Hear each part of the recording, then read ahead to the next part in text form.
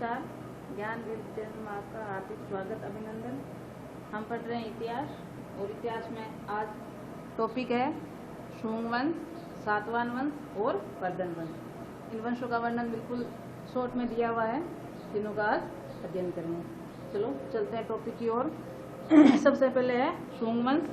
शुंग वंश की स्थापना करने वाले शासक है पुष्यमित्र, जो आपको मैंने मौर्य प्रशासन बताया था। मौर्य प्रशासन का अंतिम शासक था जिसका नाम था बृहदत्त। उसको मारकर पुष्यमित्र ने नए वंश की स्थापना की जिसका नाम है शुंग वंश। कब की है? 185 ईसा पूर्व में। और पुष्यमित्र जाति से ब्राह्मण था, इसलिए इसने 2 अश्वमेध यज्ञ करवाए हैं, और इन यज्ञों का पुरोहित था वो था पतंजलि। इसके बाद केवल मात्र शासकों के नाम ही दिए गए हैं, जैसे अग्निमित्र, ज्येष्ठमित्र, भद्रक, भागवत और देवभूति। शुंग वंश का अंतिम शासक है देवभूति। देवभूति को उसी का ही सेनापति, जिसका नाम है वासुदेव, उसने 73 ईस्वी पूर्व सिंहासन से हटा दिया। शुंग वंश का इतना ही वर्णन दिया गया है। इसमें 2-3 छोटे क्वेश्चन बनते हैं, जैसे स्थापना कब हुई, 185 ईसा पूर्व किसने की, पुष्यमित्र ने, और अश्वमेध यज्ञ करवाए उस समय पुरोहित कौन था, पतंजलि, और अन्य शासकों के नाम, और अंतिम शासक देवभूति। इसके बाद आता है सातवाहन वंश। सातवाहन वंश की स्थापना करने वाले शासक का नाम है शिमुक। कब की है? 60 ईसा पूर्व में। शिमुक का ज्यादा वर्णन नहीं दिया गया है। इसके बाद में नया शासक आ जाता है जिसका नाम है सातकर्णी प्रथम। सातकर्णी प्रथम का विशेष वर्णन नहीं है, उसके कई अश्वमेध यज्ञ करवाए गए। उसके बाद में सातवाहन वंश की सत्ता का ह्रास होने लगता है, और एक नया वंश उभर कर सामने आता है शंख वंश। इसको क्षेत्र भी कहते हैं, और महाराष्ट्र में इस वंश ने अपना अधिकार कर लिया था। कई वर्षों तक इनका अधिकार रहा। बाद में गौतमी पुत्र सातकर्णी शासक आता है। ये सातवाहन वंश का 23वें नंबर का शासक है। इसने क्षेत्र को हराकर अपनी सत्ता को वापस लाया और अपने राज्य का विस्तार किया। उसके बाद में आता है यज्ञश्री, जिसका दूसरा नाम सातकर्णी भी है। कई बार इसका दूसरा नाम पूछ लिया जाता है, तो यज्ञश्री का दूसरा नाम क्या है? सातकर्णी। इसने कई प्रकार की मुद्राएं चलाई है, जैसे चांदी, तांबे, शीशे और कांसे की। और यज्ञश्री की मुद्राओं पर जल पोत अंकित है, जिसे हमें ये पता चलता है कि इसका राज्य समुद्र तक फैला हुआ था। शासकों का इतना ही वर्णन है, यज्ञश्री के बाद में कोई वर्णन नहीं मिलता। इसके बाद में सातवाहन वंश का पूजनीय है। तो सबसे पहले ब्राह्मणों को भूमि दान करने वाला शासक कौन है? सातवाहन वंश। छोटा क्वेश्चन कई बार पूछते हैं, सबसे पहले भूमि का दान करने वाले कौन सा शासक था? तो सातवाहन वंश। और उसके बाद में इसने अनेक चैत्य और विहारों का निर्माण करवाया, जिसमें मुख्य रूप से कार्ले का चैत्य प्रसिद्ध है, जिसकी लंबाई 40 मीटर और चौड़ाई 15 मीटर है। जिसका दूसरा नाम पुष्यविति वंश भी है। कई बार ये क्वेश्चन पूछा जाता है कि वर्धन वंश का दूसरा नाम बताइए, तो पुष्यविति वंश क्यों पड़ा?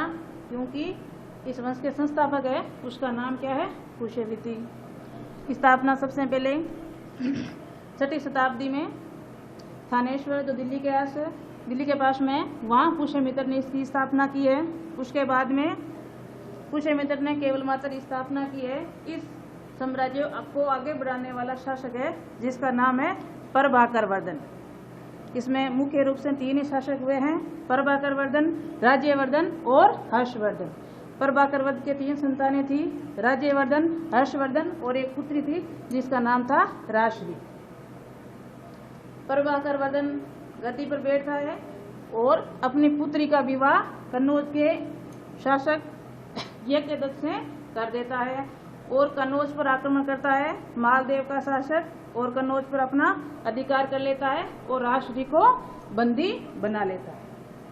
इसके बाद प्रभाकरवर्धन की मृत्यु हो जाती है और उसका बड़ा पुत्र जिसका नाम है राज्यवर्धन गद्दी पर बैठता है और इसको बैठते ही कई युद्धों का सामना करना पड़ता है, जिसमें एक है बंगाल का शासक है गौड़ वंश का जिसका नाम है शशांक। उसने 606 ईस्वी में राज्यवर्धन को मार देता है। राज्यवर्धन की मृत्यु के बाद उसका छोटा भाई हर्षवर्धन जो राजगद्दी को संभालता है। हर्षवर्धन जब गद्दी पर बैठता है तो केवल मात्र 16 वर्ष की अल्पायु का होता है। हर्षवर्धन के सामने दो चुनौतियां हैं, एक तो अपने भाई के मृत्यु का बदला लेना और दूसरा अपनी बहन को बंदी से छुड़ाना। हर्षवर्धन अपना कार्य अच्छी प्रकार करता है, बंगाल के शासक को भी मारता है शशांक को और अपनी बहन को भी छुड़ाता है और कन्नौज पर अपना अधिकार कर लेता है। कन्नौज पर राज्यवर्धन को ऐसा लगता है कि कन्नौज पर उसकी बहन शासक नहीं कर सकती, इसलिए हर्षवर्धन अपनी राजधानी कन्नौज बना लेता है। आप यहाँ ध्यान रखोगे, जब ये 6वीं शताब्दी में स्थापित हुआ था, बना था, तब इसकी राजधानी थी थानेश्वर। प्रभाकरवर्धन के समय और राज्यवर्धन के समय राजधानी थी थानेश्वर और जब हर्षवर्धन आता है कन्नौज पर विजय प्राप्त करने के बाद अपनी राजधानी बदल लेता है और कौन सी रखता है? कन्नौज। यहाँ ध्यान रखना, क्वेश्चन पूछते हैं कि हर्षवर्धन के समय राजधानी कौन सी थी? तो कन्नौज। इसके बाद में कुछ इसकी उपलब्धियां हैं। हर्षवर्धन को महाराजा धीराज की उपाधि है धारण की हुई है, ध्यान में रखना, ये भी क्वेश्चन पूछा जाता है। महाराजा धीराज की उपाधि किसने धारण की थी? तो हर्षवर्धन।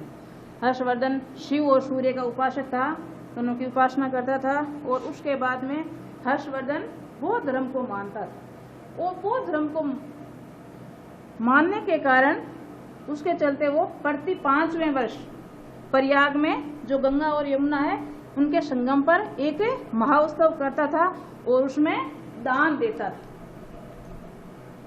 कुछ इतिहासकारों का तो कहना है कि केवल स्वर्ण दान ही करता था, लेकिन आपकी जो 10th की किताब है सामाजिकी उसमें केवल दान का वर्णन किया गया है। उसके बाद में चीनी यात्री, ये भी क्वेश्चन बहुत बार पूछा जाता है, जिसका नाम है हेनसांग।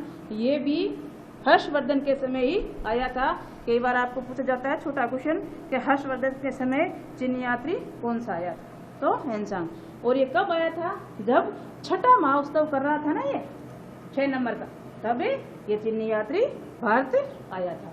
ये कुछ हर्षवर्धन की रचनाएं हैं, जैसे नागानंद, रत्नावली और प्रियदर्शिका। ये भी क्वेश्चन पूछते हैं हर्षवर्धन की रचनाओं का वर्णन कीजिए, तो 3 रचनाएं हैं, नागानंद, रत्नावली और प्रियदर्शिका। इसके दरबार में कई विद्वान भी रहते थे, जैसे बाणभट्ट, जयसेन, मयूर। बाणभट्ट की 2 रचनाएं भी है, हर्षचरित्र और कादम्बरी। हर्षचरित्र में बाणभट्ट ने हर्षवर्धन के बारे में कुछ लिखा है। ये 3 के टॉपिक छोटे, ये बिल्कुल छोटे हैं, यहाँ से छोटे क्वेश्चन बनते हैं। शुंग वंश को ले लीजिए, चाहे सातवंश को ले लीजिए, चाहे वर्धन वंश को, छोटे छोटे 1 नंबर के क्वेश्चन बनेंगे, विशेष का ध्यान रखना। अब आपको एक बात और बताती हूँ, जैसे शुंग वंश के संस्थापक कौन थे? पुष्यमित्र। तो कई बार ये पूछा जाता है कि शुंग वंश की स्थापना करने वाला शासक का क्या नाम था? तो याद करने का तरीका बताती हूँ मैं आपको दोनों को। शुंग का मतलब सूंघना, तो हम किसकी सूंघते हैं? कुशब को, जिसमें खुशबू आती है, तो सूंघ से क्या बन जाएगा? पुष्यमित्र। और दूसरा जैसे सातवाहन वंश, तो 7 वाहन, किसी व्यक्ति के पास 7 वाहन है और वो 7 वाहनों पर अलग अलग अपने ड्राइवर रख रखे हैं और ड्राइवर से संपर्क करने के लिए उसने 7 सिमें खरीदी है, तो क्या बन जाएगा? सिमिक। ठीक है, तो 7 वाहन का शासक कौन है? शिमुक। और शुंग वंश का शासक है पुष्यमित्र। और वर्धन वंश का दूसरा नाम है पुष्यवृत्ति है, तो इसका अपना पता चल जाएगा, इसका संस्थापक कौन बनेगा? पुष्यवृत्ति। आज के लिए इतना ही, कल नए टॉपिक के साथ आ जाते हैं, तब तक के लिए नमस्कार।